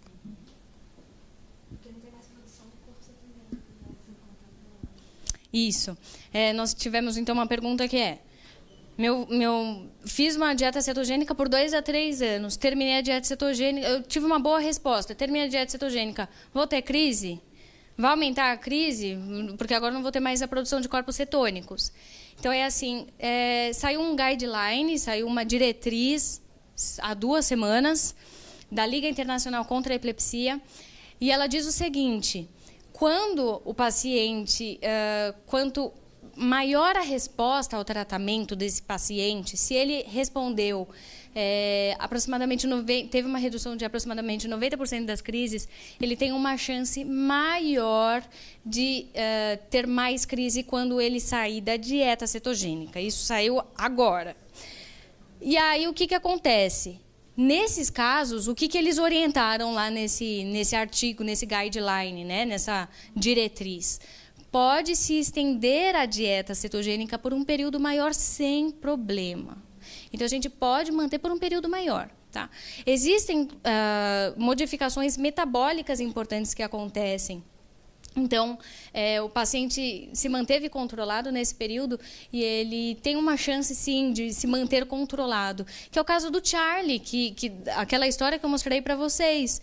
Ele teve 100% de controle de crises e se manteve, com mais de 27 anos, hoje está sem crise também. Tá? Muitas vezes, o fármaco antiepilético é mantido.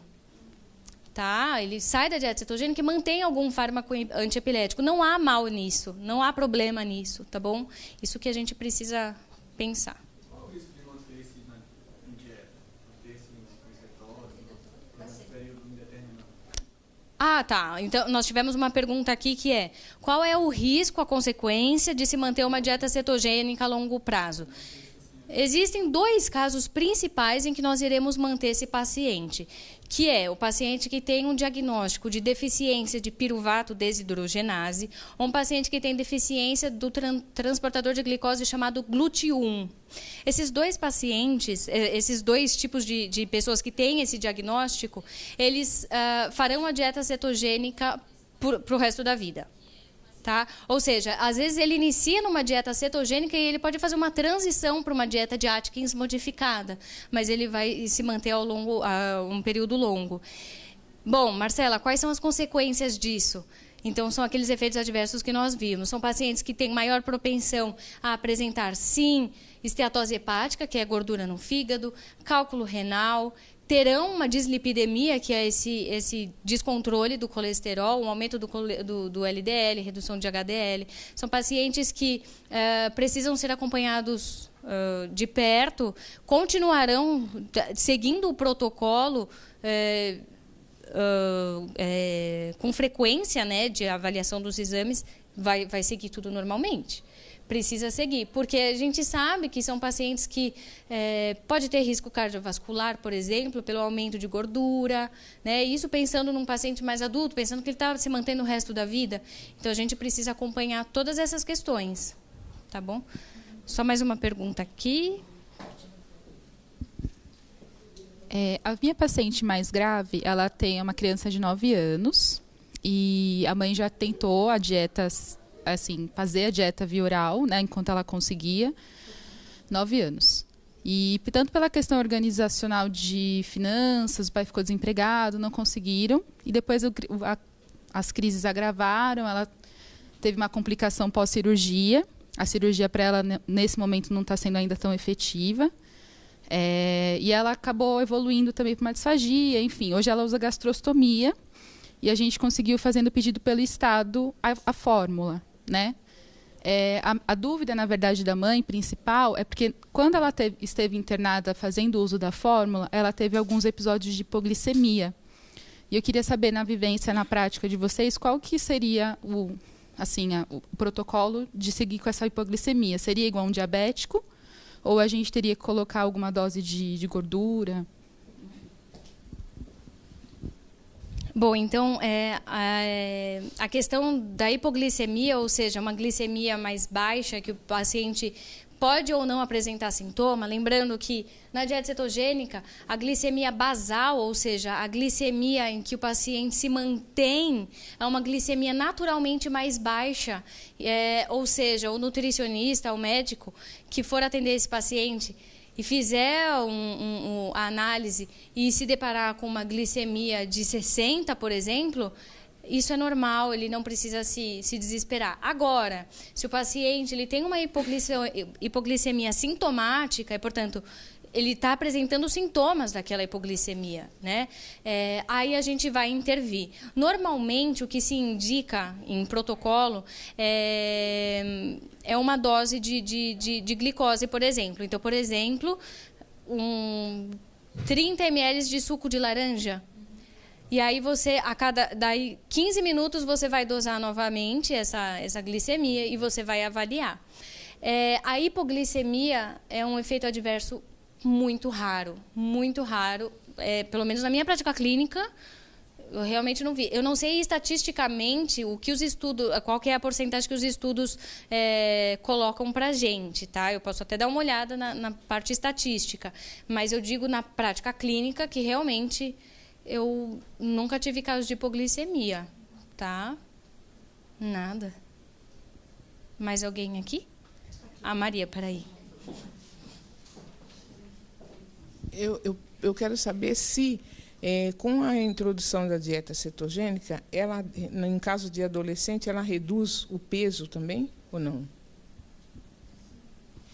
Então, a dieta cetogênica, como até foi comentado, Maria, a gente sempre vai calcular a dieta cetogênica. Existe a princípio, o nutricionista ele se baseia numa tabela para fazer o cálculo, que é uma tabela que ela tem um aporte calórico um pouquinho menor. A gente pode utilizar, normalmente se utiliza ela como protocolo, mas a gente pode aumentar conforme a demanda do paciente, a necessidade energética do paciente. Então, o paciente ele não necessariamente vai emagrecer, a não ser que o nutricionista calcule uma dieta hipocalórica, que é uma dieta com baixa quantidade de caloria. Então, esse não é o objetivo da dieta. Porque o que a gente tem que separar é o que existe na mídia, de dieta cetogênica ou dieta low carb, por exemplo, e um tratamento de dieta cetogênica para epilepsia, ou para autismo, ou para outras doenças neurodegenerativas, por exemplo. Então, a gente precisa separar muito bem isso, tá? Tinha alguém aqui. Tem pergunta, Maribel? Para a gente, após os 50 anos, começar essa dieta, como deveríamos proceder? Então, isso sempre o médico que vai avaliar. O médico que vai julgar se o tipo de epilepsia que você tem, por exemplo, se ele pode ser beneficiado com uma terapia cetogênica, por exemplo. Ele vai levar em consideração vários aspectos. Então, os exames de protocolo, eles são necessários e são obrigatórios. Então, ele vai fazer toda uma... Lembrando que uma pessoa adulta, ela tem mais risco de já ter uma dislipidemia prévia, né, já ter um problema metabólico, algum problema cardiovascular, osteoporose, por exemplo, principalmente mulher que já está na menopausa. Então, existem alguns riscos maiores que a gente precisa fazer vasculhar de forma mais detalhada. Então, quem fica responsável por isso é o médico. O nutricionista, ele sempre vai ficar de olho se os exames estão sendo realizados também, porque o nutricionista vai fazer a avaliação de todos os exames laboratoriais. Exame de imagem, o nutricionista não mete pitaco. Porém, os exames laboratoriais, o nutricionista ele vai e deve analisar todos, porque o nutricionista também é responsável pela suplementação desse paciente. Então, acima dos 50 anos, o paciente pode fazer? Pode, mas vai ter que vasculhar bastante, avaliar toda essa questão orgânica, né? Tá bom? Mais uma pergunta aqui. Com a sua experiência também, já foi tema de reuniões anteriores a questão do exercício físico e epilepsia. E eu queria saber se o exercício físico poderia minimizar esses efeitos adversos, como o colesterol alto, o sobrepeso, algumas coisas, consequências do sedentarismo, por exemplo. Tá. Então, ele pergunta... No caso da impossibilidade de uma atividade física. O quê? Não ouvi. Fisioterapia, por exemplo. Fisioterapia? No caso para atividade física, né? Aham. Tá. Se não pudesse fazer uma academia, por exemplo, fazer uma fisioterapia. Tá certo. Então, quando a gente fala em atividade física, a gente remete a vários aspectos, a gente precisa desmembrar todos esses aspectos. O primeiro deles por exemplo, fazer, por exemplo, uma musculação ou alguma atividade física que possa te remeter a um risco maior, caso você tenha uma crise. Então, por exemplo, pular de paraquedas é um bom exemplo? Piscina, obrigado. Então, é muito comum isso. A criança que a mãe pergunta, meu filho pode fazer natação? O médico ele vai avaliar e vai julgar isso.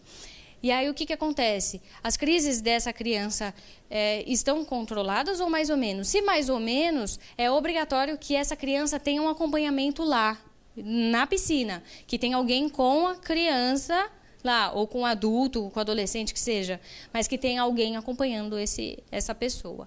Então, se a atividade física ou até mesmo a direção de veículos, por exemplo, se você não tem as crises controladas, aí, de fato, uma direção de veículos, você não vai poder dirigir. Agora, se você tem uma atividade física e você tem a chance de ter alguém do seu lado, ou se tem algum tipo de atividade física que realmente pode gerar um risco muito grande, como pular de paraquedas, isso realmente não deve ser orientado. E aí tem uma questão também de fazer uma dieta cetogênica e pessoas que têm a parte cognitiva totalmente preservada, mas gosta de, por exemplo, fazer maratona, ou gosta de... Vamos pensar numa maratona, uma pessoa que gosta de fazer atividade física do tipo aeróbica. Então, essa pessoa, ela naturalmente vai ter um rendimento, uma performance reduzida, porque a nossa fonte energética, através dos carboidratos, ela é muito mais rápida.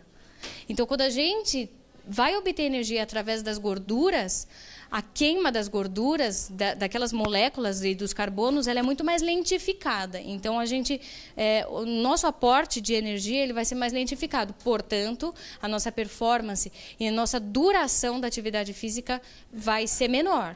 Então, o nutricionista ele pode orientar isso também para a família, de que pode fazer maratona? Pode fazer maratona, mas talvez você faça numa intensidade menor e você corra num período menor também. Era isso que você perguntou? Período menor. Você corre durante menos tempo e numa intensidade menor também. Respondi? Ok. Mais alguém? Tem uma ali. Eu queria saber em quais casos que a dieta cetogênica é contraindicada. Por exemplo, em diabéticos, um paciente que tem, né, crises e tem diabetes. Esse paciente pode fazer a dieta cetogênica? Então, quais são as contraindicações para se fazer uma dieta cetogênica? A princípio, nós temos contraindicações absolutas, que a gente pode separar em contraindicação absoluta ou contraindicação relativa. O que é absoluto de contraindicação? Defeito congênito, né, de deficiência de carnitina, por exemplo, ou alguma deficiência na beta-oxidação, ou seja, se o paciente tem alguma deficiência na metabolização dos ácidos graxos, que são as gorduras, essa pessoa ela não vai poder fazer uma dieta cetogênica, porque ela não vai poder obter energia através da gordura. Então, nós temos contraindicação absoluta. Em relação ao diabetes, existem estudos que precisam ser mais reforçados, esses estudos em relação ao diabetes, mas que sim, existem algumas evidências de que a dieta cetogênica, por ter um aporte de carboidrato menor, poderia ser uma alternativa. Porém, a gente não pode esquecer que no diabetes a gente tem a resistência insulínica, a resistência periférica à insulina, ela também pode ser influenciada por dietas com alto teor de ácido graxo saturado. Então, se a gente tem um aporte maior de gordura saturada, nosso controle glicêmico vai estar prejudicado. Então, muito provavelmente, uma dieta para um diabetes do tipo 2, cetogênica, poderia ser uma dieta mais baseada em ácidos graxos insaturados. Essa é uma alternativa. Existem contraindicações relativas, que é muito simples da gente pensar, que é, por exemplo,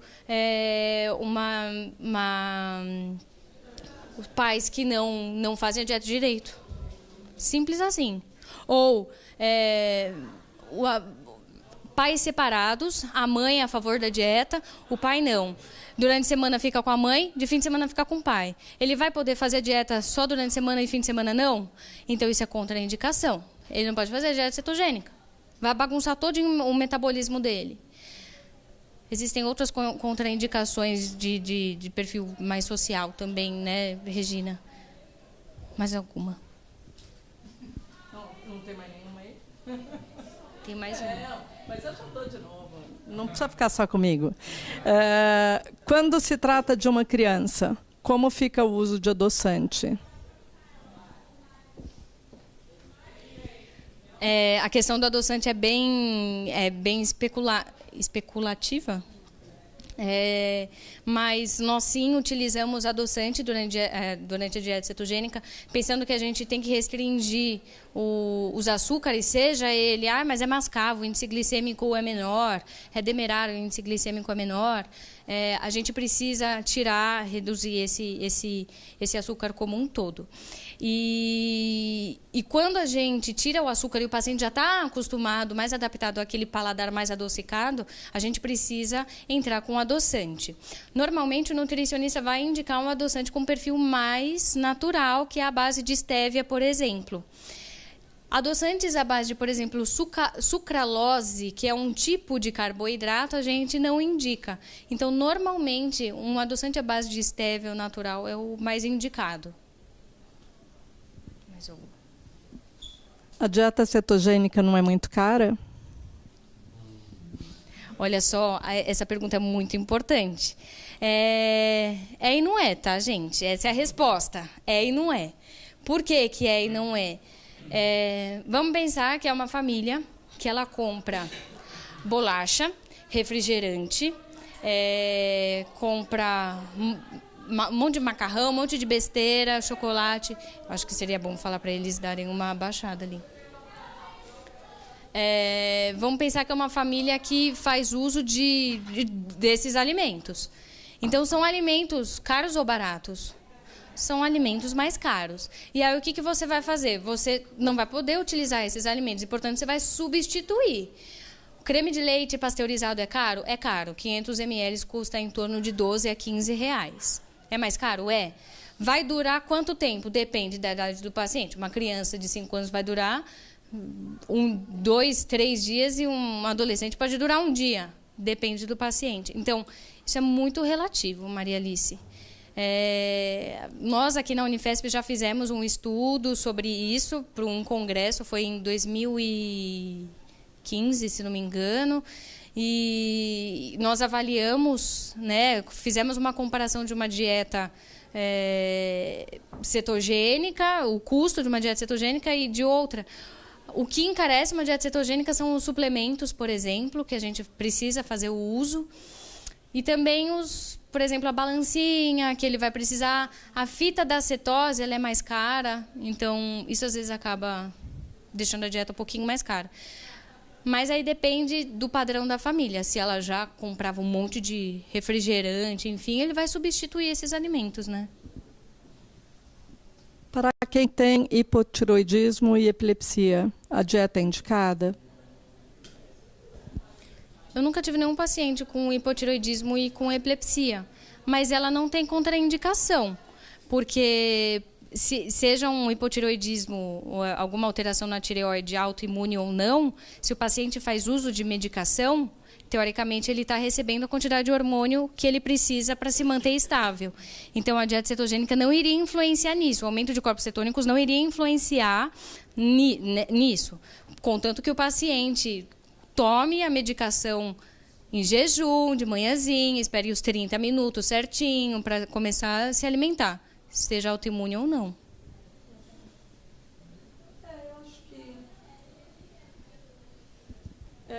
A última pergunta é se a pessoa não tem uma epilepsia de difícil controle ou refratária, se ela pode fazer a dieta ainda assim. Essa pergunta é muito comum.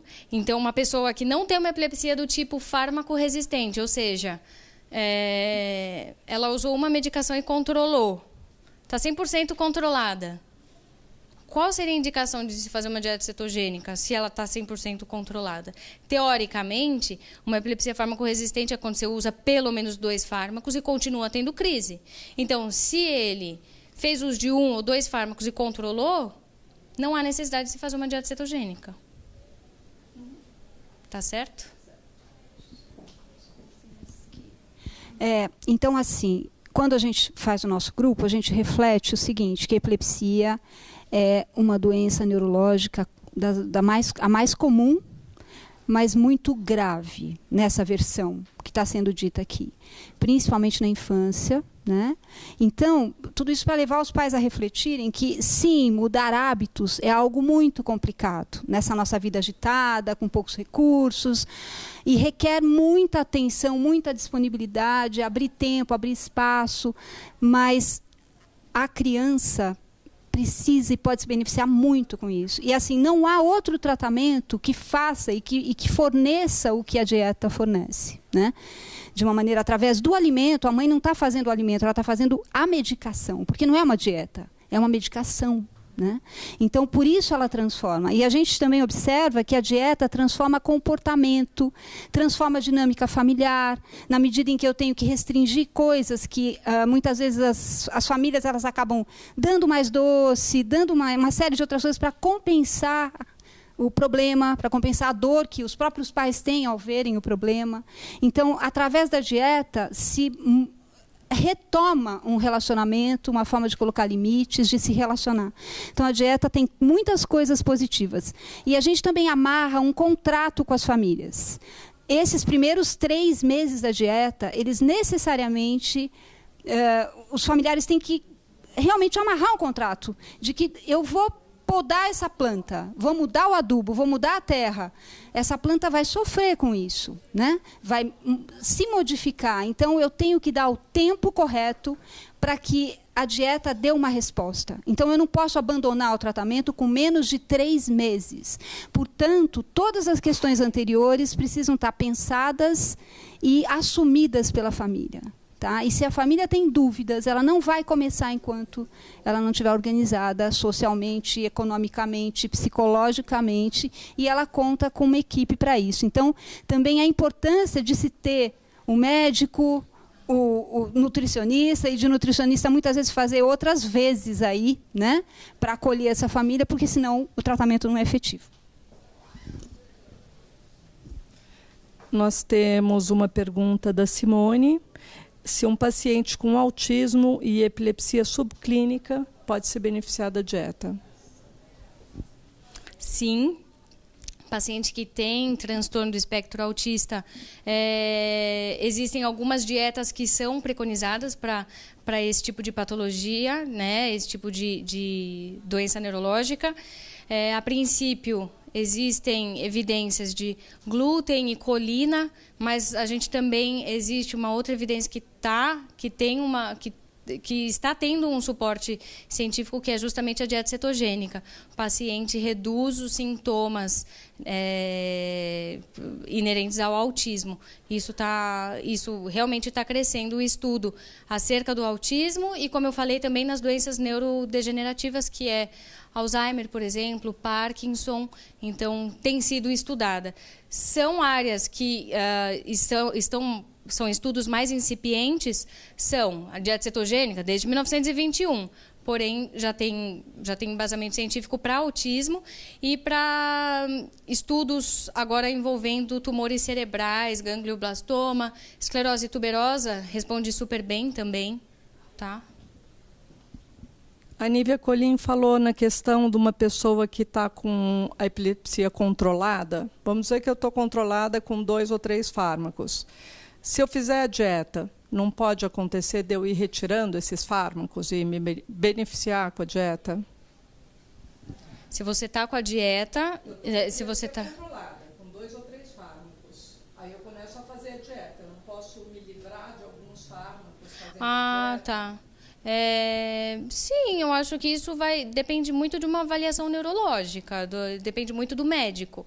Então, se o médico julgar que essa pessoa pode se beneficiar mais ainda com uma dieta cetogênica e provavelmente reduzir algum fármaco, porque ele tem algum efeito adverso que impossibilite o uso daquele fármaco, por exemplo, ele poderia associar uma dieta cetogênica. E isso vai depender da avaliação médica. Bom, outra pergunta que estão fazendo é aqui, Marcela, quando você citou bolacha, serve qualquer tipo de açúcar ou proteína? Eu acho que você estava falando das bolachas que as pessoas comem de junk, né? Tá. E a outra pergunta, se uma pessoa toma 2 ou mais fármacos e tem em média de 2 a 3 crises mensais, se ainda assim ele faria dieta? Acho que você já é. A mesma resposta que eu dei para as outras questões. Isso vai depender de uma avaliação médica.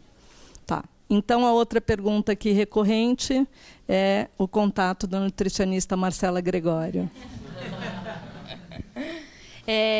O meu e-mail é Marcela Gregório. Calma. Meu e-mail é Marcela Gregório, sem acento, tudo junto. marcelagregorio.nutri@gmail.com. marcelagregorio.nutri@gmail.com. Tem um Instagram também, que é nutri.marcela.gregório. Eu não me acostumei ainda com essa questão de Instagram, gente. Mas é isso. O Instagram, então, é o mesmo? Também perguntaram. Então, o Instagram, tem que confirmar, viu, gente? Eu não tenho certeza absoluta, mas eu acho que é nutri.marcela.gregório. Tem que confirmar. Mas o e-mail eu não tenho dúvida, marcelagregorio.nutri@gmail.com. Bom, gente, eu agradeço quem está de casa, que acompanhou. Se vocês tiverem algumas dúvidas que nós não respondemos, podem encaminhar através do Facebook, a gente responde. É nutri.marcela.gregório? É isso mesmo, já viram meu Instagram, é isso mesmo. Obrigada. Então, caso alguém tenha alguma dúvida, pode mandar uma mensagem para a gente. Se quiser mandar um e-mail para mim também, fique à vontade. Lembrando que a Associação Brasileira de Epilepsia tem um site, que é www.epilepsiabrasil.org.br. Então, para algumas perguntas também pode ser encaminhada através do site da ABE. Mais alguma informação importante? Próxima palestra. Quem vai dar a palestra é a doutora Laura Guilhoto. Ela é neurologista aqui do Hospital São Paulo. Ela é presidente de honra da Associação Brasileira de Epilepsia. E o tema vai ser canabidiol e epilepsia. É um tema bem polêmico. Então, canabidiol e epilepsia vai ser no dia 10 de julho, terça-feira, das 6h30 às 9h da noite. Também será transmitida através do Facebook da ABE. O anfiteatro, a gente faz aqui no Hospital São Paulo, né, nas dependências da Unifesp, na rua Botucatu, número 862, no anfiteatro Paulino Longo. Tá? Isso a gente vai divulgar também através do site, do Facebook, do Instagram. Isso tudo vai ser oferecido. O quê? Ai, desculpa. Ai, gente, desculpa. O pessoal está com fome. É isso? Muito obrigada, gente.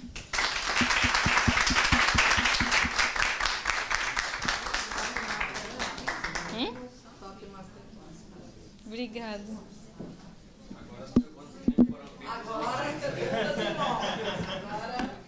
Doutora, você quer ter uma da próxima aula? Você tem experiência nessa associação do canabidiol com a dieta cetogênica?